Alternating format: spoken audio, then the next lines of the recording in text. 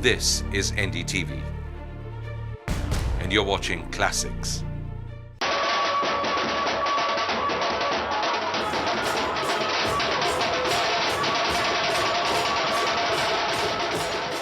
Of this most loved, but also one of the most creative and quirky gods of the Hindu pantheon.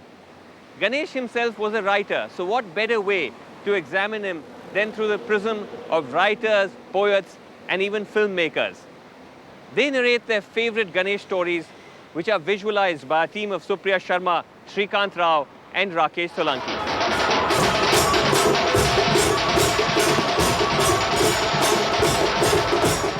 Let's begin with a story set in modern-day Bombay, written by Vilas Sarang and selected by the poet Dilip Chitre. When on their way to the sea, one by one, the gods begin to disappear mysteriously.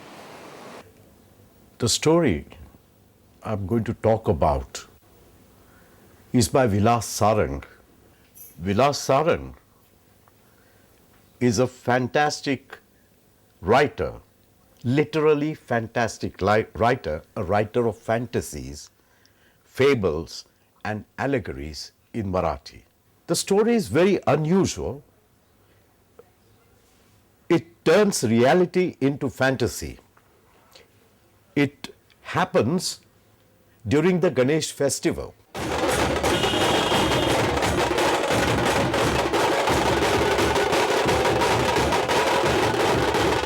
It was the time of the Ganesh festival.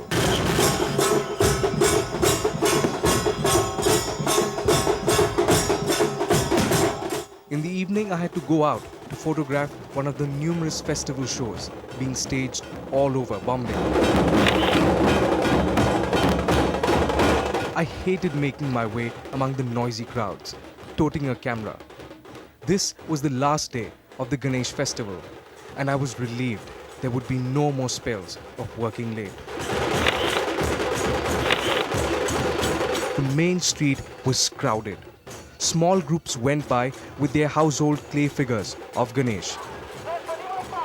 As always, at the yearly immersion, the beach was swarming with people. The roads had become so congested that all processions had more or less ground to a halt.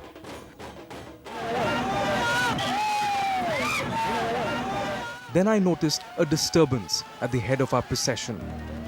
Being at the tail end, I did not know what was wrong at first.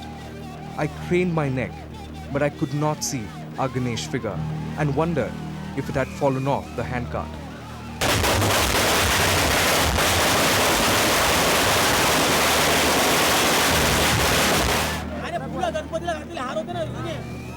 Then someone said the Ganesh had jumped off. Naturally, I thought he was joking, but the commotion seemed to be spreading. Indeed, the figures in the different processions had begun to disappear, deserting their seats on handcarts and trucks. Confused and terrified, everyone ran back towards the city. When I reached the building, people gathered in the courtyard and discussed the event in excited tones. Look, for a long time I've had this feeling that sooner or later something of this sort was going to happen. True, Lord Ganesh is called Lambodara, pot-bellied, but how many sins can you expect him to swallow? But all these images that have come to life, how will they punish the guilty? I think they were simply outraged by the whole spectacle. The sweaty crowds, the hurly-burly, the disorder.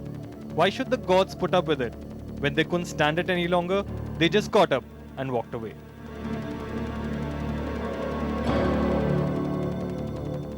The streets were deserted. I felt like roaming about and arrived at the beach. After an hour or so, I saw 2 or 3 figures walking towards the beach. Some sleepless wanderers like me, I thought. The figures were short, and I wondered if they were children. The figures came forward and walked onto the sand. Then I realized, in amazement, they were Ganesh images.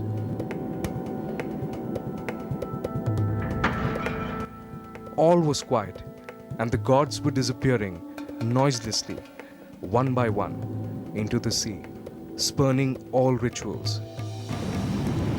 The water shimmered. I fell asleep.